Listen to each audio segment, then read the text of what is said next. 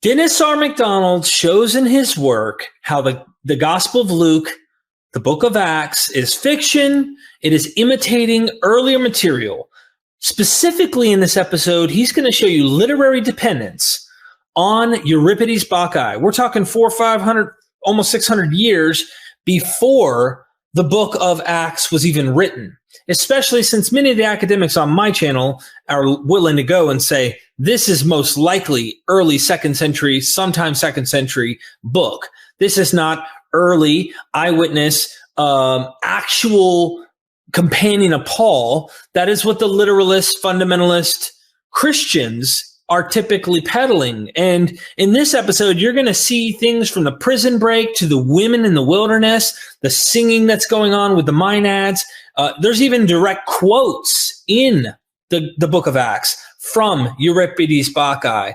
Dennis has shown Homer's Iliad, the Odyssey, etc. Sign up for the course. I edited my life away on Dennis's course showing the Greek imitation, how the Gospels are using the older Greek sources in imitating it to model their narratives for their Jesus. The same goes on with the book of Acts, which is going to do the same thing for Paul and for Peter, and of course, Jesus. This is fiction, novel fiction, fan fiction.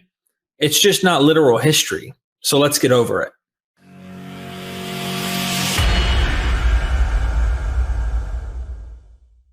Dr. MacDonald, always a pleasure to learn and hang out with you and pick our minds. Welcome back. Oh, thank you so much, Jeff. Thank you for making the trip here. And for those who are viewers, people who get the books, you make this kind of stuff possible. So get ready for a deep conversation. I, for the longest time, thought that Acts was a literal narrative telling you what's really going on. But it doesn't take long after having a conversation with you to see there's some literary creativity taking place on behalf of the author and taking heroic figures like Paul and painting them with other heroic figures. And it's not just other humans like Socrates, but gods themselves like Dionysus. But Paul's even better than them. So I'm curious to see what you have to offer us, and let's dive into the material as you see fit. Thank you, Derek, and thank you, those who are watching this. I hope you get as much pleasure out of these texts as I do. Derek and I are going to be reading from my book, Synopses of Epic, Tragedy, and the Gospels. And much of what we're going to read today is from volume 2 that's in this book. And it's called Mimetic Synchresis, or Comparison of the Acts of the Apostles. And the comparison is going to be with characters from Greek literature, especially Homer, Euripides, and its rivalry with the Aeneid. But today we're also going to talk about imitations of Plato. This second volume of the book is organized in 4 parts. 1, Luke's Iliad, where we have extensive imitations of Homer's first epic. Then Luke's Odyssey, and we have some 40 episodes that are similar in between Luke Acts and the Odyssey. Then Luke's Bacchae, and then Luke's Plato or Socrates. Luke's Socrates. I need to introduce Euripides Bacchae to you very briefly because most of you probably have not read it in the last week. Dionysus was born in Thebes, but his mother was scandalized by the people in Thebes because she boasted that she had conceived by Zeus, which she had, and people denied it. And they thought that she was covering up a sexual encounter with a mortal. Dionysus is going to go back disguised as a mortal priest of his cult to Thebes, and he brings with him the Maenads from Lydia, that is in Asia Minor, to Thebes, and they are going to be the chorus of this play. When he arrives in town, he punishes the town by driving the women into the hills to sacrifice and to worship him in madness. And in order to supply them food in the wilderness, he produces a magical wine and water for them. Now, the king Pentheus of Thebes is so upset by this that he wants to round up these women and punish them. And especially he wants to get rid of this Dionysian priest and kill him. And of course, it's Dionysus himself in disguise. There's a prison break of the Maenads, the women in the who have been captured in the wild. But there's also a prison break of Dionysus himself after an encounter. There are two books in the New Testament that extensively imitate Euripides' Bacchae. These are not historical stories. They are mythological stories that are applied to Jesus or to Paul in more positive ways. So the Acts of the Gospel of John, I call a Dionysian gospel because Jesus' first miracle is turning water into wine. He offers water to the Maenads who were out in the wild. But Paul also, actually, the Acts of the Apostles was written before the Gospel of John. Most people don't know that. And the author of the Gospel of John probably knows the Acts of the Apostles. And he, instead of having Paul being the Dionysian character, it's Jesus himself who's the Dionysian character. But I'm going to read the prison break of Dionysus in the Bacchae, and Derek is going to help me with the reading, especially of the biblical text. And we're going to compare them. Now, the fascinating piece for me is that this occurs at the end of chapter 16 in the Acts of the Apostles. And the very next chapter has Paul in Athens playing the role of Socrates. So in the first story, we find Paul as the beneficiary of mythological madness. In the very next story, he's an exemplar of philosophical sophistication. So you have both madness and philosophy. And Friedrich Nietzsche was famous for talking about the Dionysian and the Apollonian, that is the philosophical. And Paul embodies both the beneficiary of divine intervention, but also the wisdom of a philosopher. It's really a fascinating juxtaposition. So we're reading from page 447 in what I call Luke's Bacchae, number 11, more prison breaks. Pentheus, that is the king of Thebes, scandalized by the barbaric practices of the Maenads, imprisoned the god who's disguised as a priest. I hear of a new evil in the city. Our women abandon their homes in fake Bacchic ecstasy, scurry about in the wooded hills, and honor and dances some new demon, Dionysus, whoever he is. Those whom I have seized with their hands bound, my servants hold safely in the public jail. But though still on the loose, I will hunt from the hills. By securing them in iron nets, I will soon put a stop to this pernicious Bacchic activity. They say that some stranger has come, a beguiling wizard from the land of Lydia. Pentheus later succeeds in arresting the wizard and locked him up. Compare this with the following episode in Acts that Derek will read. When her masters saw that their hope for gain had vanished, they seized Paul and Silas and dragged them into the agora before the rulers. Once they presented them before the magistrates, they said, "These people are disturbing our city. They are Jews, and are promoting customs that are inappropriate for those of us who are Romans to accept or perform." Pentheus similarly objects that the worship of the Maenads was difficult for Greeks to accept. Already like fire, the insolence of the Bacchants is near, a huge failing in the eyes of Greeks. We must not delay. We will go to war with the Bacchants. Now, Derek's going to go back to Acts. The crowd added their objections, and the magistrates tore off their clothes and commanded them to be flogged. They laid many blows on them and tossed them into a prison, with orders to the jailer to hold them securely. Having received such instructions, he threw them into the innermost part of the prison and secured their feet in stocks. Before I forget it, I want to talk about a little of the backstory in the Acts of the Apostles. When Paul gets to Macedonia for the first time, he encounters a woman named Lydia. She's worshiping in the wild with other women, only women. Her name, and she's a merchant of purple garments. Purple is, of course, the color that is sacred to Dionysus because he's the god of wine.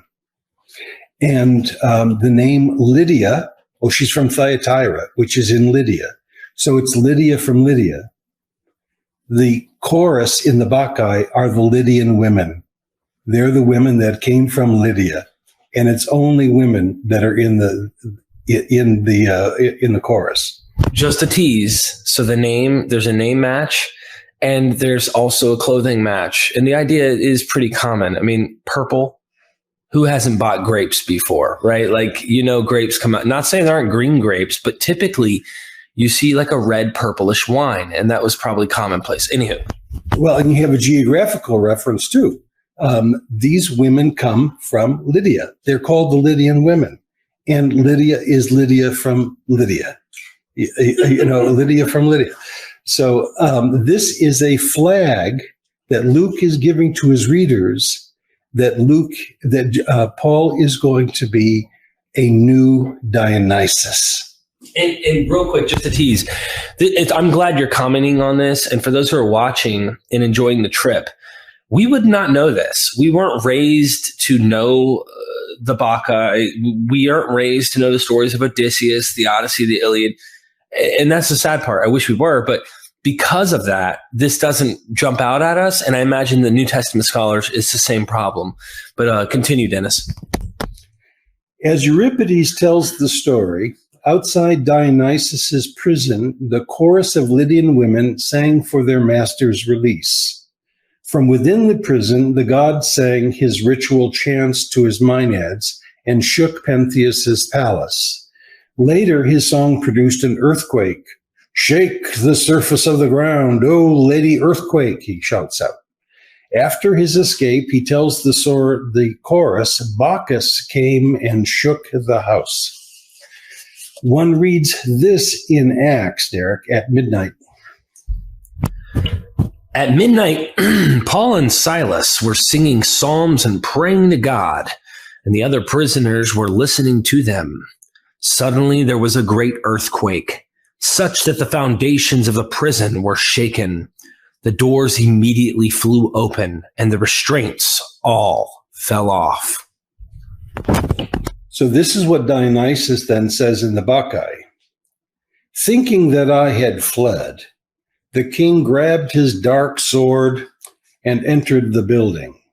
The weapon, though, did no harm because the god had morphed into a phantom.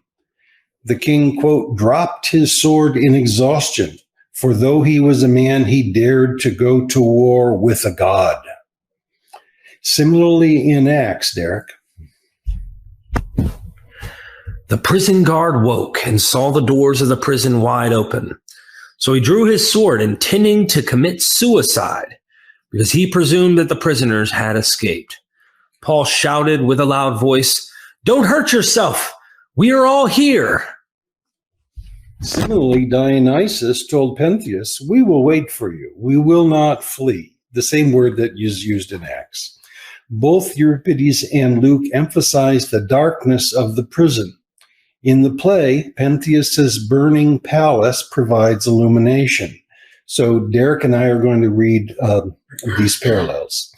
Light came from Pentheus's burning palace. Barbarian women, dumbfounded by fear, have you fallen to the ground? It would appear that you observed Bacchus shaking the house of Pentheus.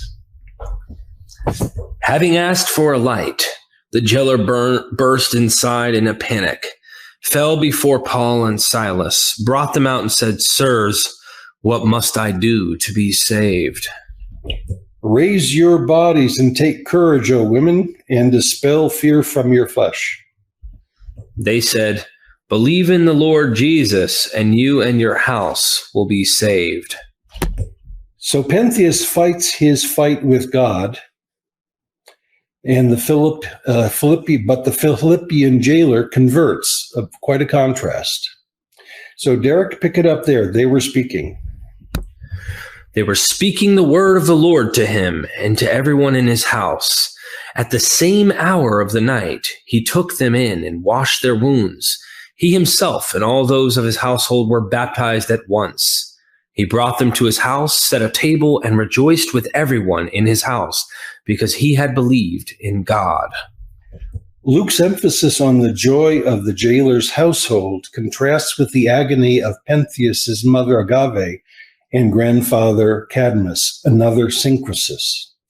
Unfortunately, the ending of Euripides' play has not survived intact. What does, Dionysus appears deus ex machina, that is from the machinery of the Skene, rebukes the Thebes for its disbelief and predicts punishments for Cadmus and Agave. That is, Agave is Dionysus's mother, Cadmus is his grandfather. Pentheus's mother, grandfather. Cadmus asks for mercy, admitting, "We have acted unjustly." This is what we find in Acts, Derek.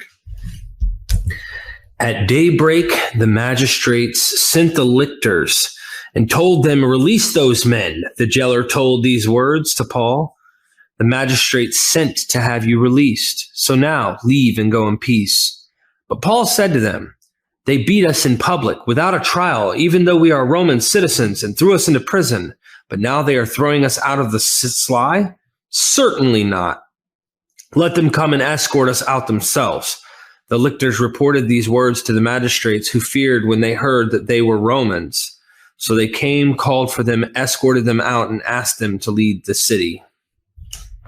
The masters of the prophesying slave girl had pressed charges through avarice. Paul and Silas thus appealed to Roman law for protection from rogue local officials.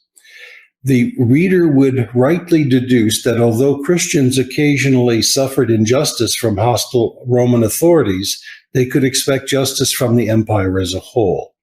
Furthermore, Paul and Silas demonstrate that one can be both a Christian and a law-abiding Roman citizen. Derek and I are going to read these remarkable parallels, and I need to give credit to the history of scholarship in my field. Many scholars have seen these parallels. And in fact, when Paul talks about his own conversion, he says he has a heavenly voice.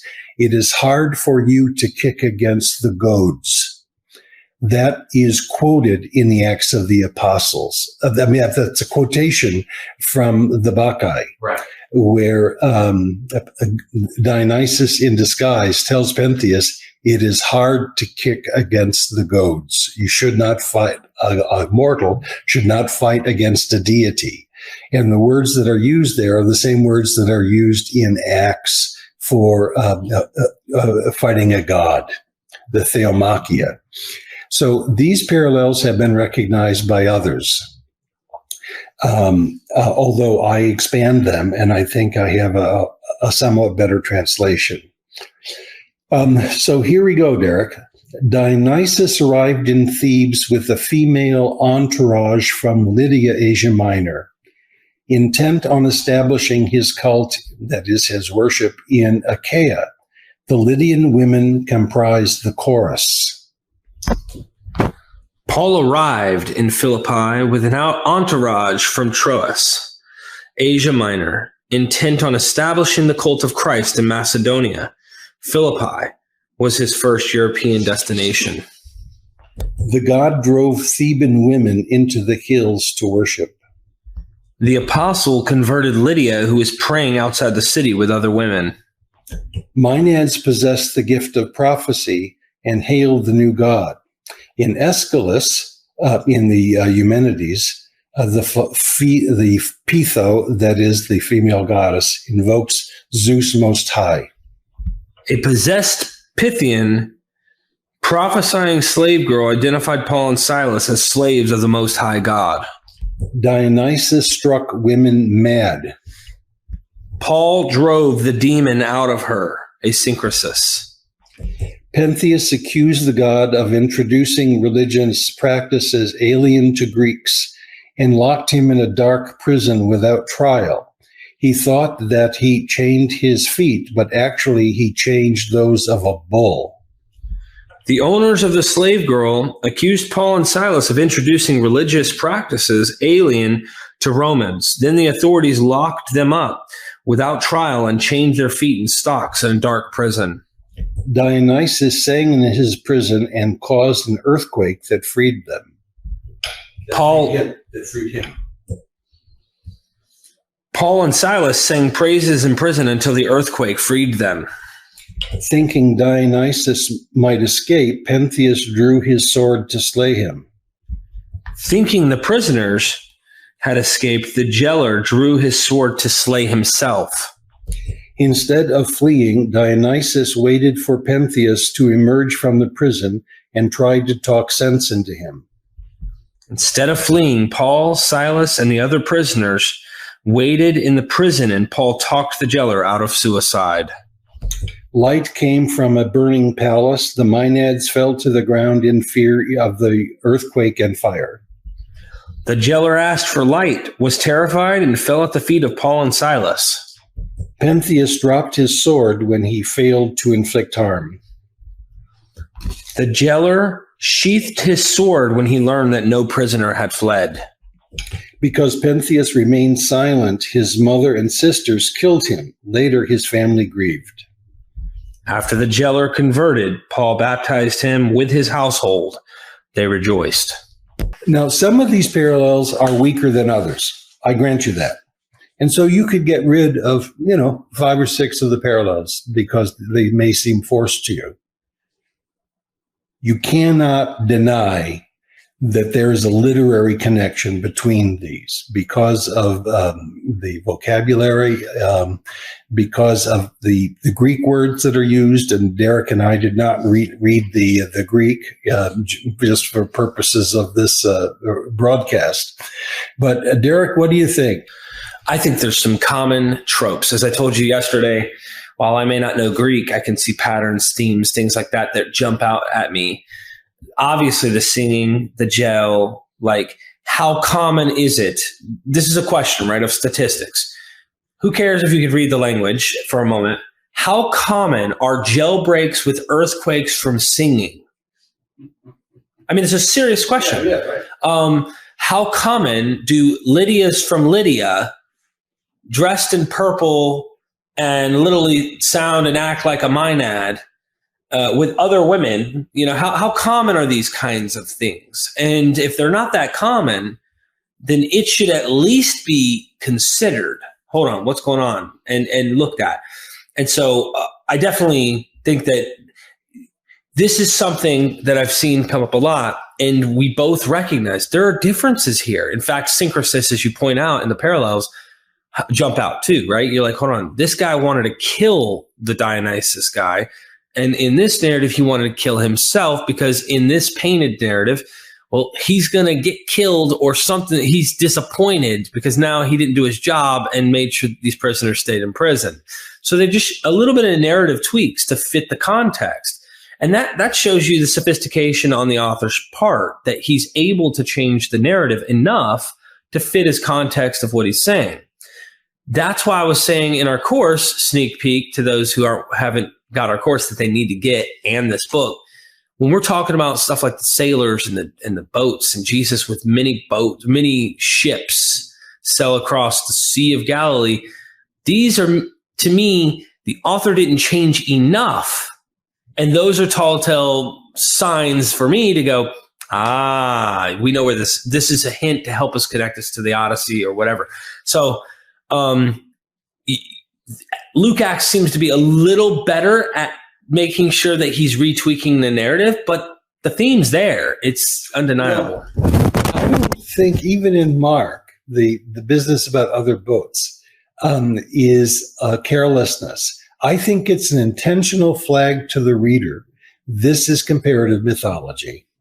And so, but I want to do a little trick with you right now. Mimesis criticism has 7 criteria. And we've applied this in the course to Homer, but now I'm going to apply it to the Bacchae. So let's keep the microphone equidistant between us, and we'll be loud.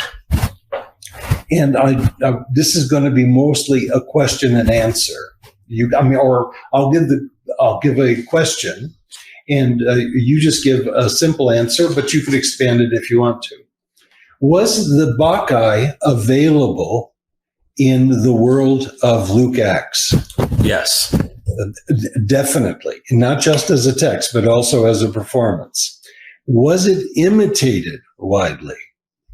Yes. And there were lots of plays happening all over the place. And we know that it was imitated by Jews, by Christians, by pagans, and there's no doubt about that. So it's in the air, and it's a story of religion and religious persecution. So it's a perfect target for Jews and Christians. So there's no doubt about that. Now, were the parallels that we looked at dense and sequential and distinctive? Yes, I would say yes. Oh, amazing. And so much so that many scholars have seen these connections, especially in Acts. You have a quotation from the Bacchae, hard for you to kick against the goats. Now, why might an author, this is the interpretability criterion, why might an author want to rewrite the story of the Bacchae to portray Jesus as a Dionysus?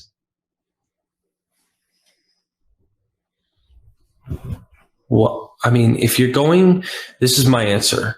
If you're going to change people, if your target audience is a mission to a world where their medium is the Bacchae, the best way to do it is to turn their story against themselves. So if I'm going to infiltrate somewhere in China and I want to convince people in China and they have a certain thing called, I don't know, some specific thing, okay, I'm going to adopt that thing and then flip it if I want to get them on my side. You use the medium people are aware of and using. This is why you don't find Paul come in and out of nowhere use some Indian terminology. He's not dealing with Indians. He's dealing with people in the Greco-Roman world. So it's more of a practical thing. You turn what the people know so that they're familiar with it. Okay, and the way it gets turned is, in the end, Pentheus is going to get killed. The jailer in Philippi is saved, he and his whole family. So Paul is more compassionate in his prison escape than Dionysus is. So that's a major synchresis. Now, have other people in antiquity recognized these parallels? I think the author of the Gospel of John must have, because Jesus himself is playing a Dionysian role, and a Pilate plays the role of Pentheus to some extent, and so does the Sanhedrin. So I don't know how we are doing on time. We're going to now move from chapter 16 of the Acts of the Apostles to the very next chapter, where Paul is no longer representing the god of madness and wine and frivolity and all that. Now it's going to be a philosopher. So we went from madness and now we're going to sanity, but you're going to have to stay tuned to the next episode for that one.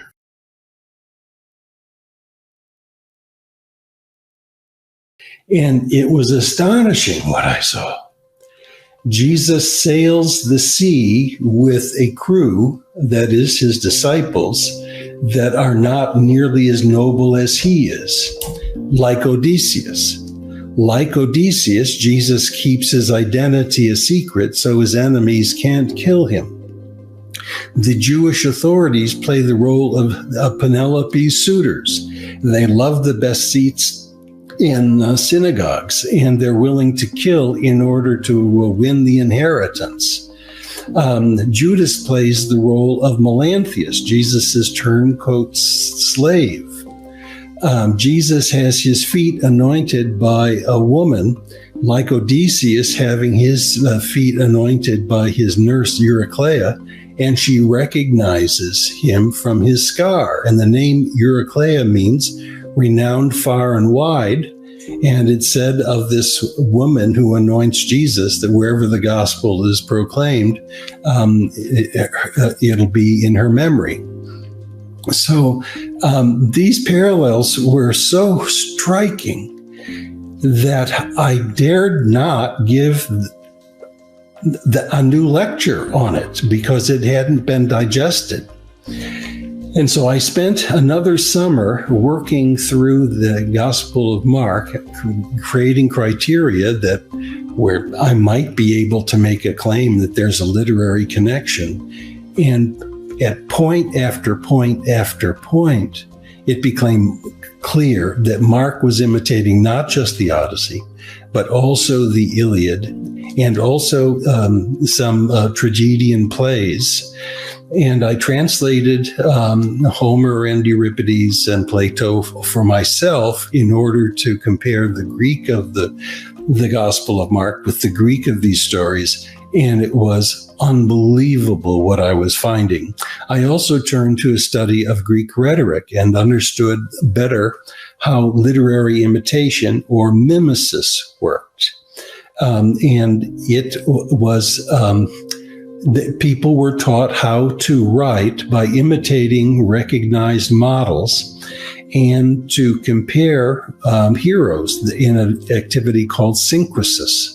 Synchresis is simply a comparison to show that one character is similar but better than another. And of course, that's what's going on in Mark. Jesus is like Odysseus, but he's better than Odysseus. He's like Hector in his death, but he comes back to life.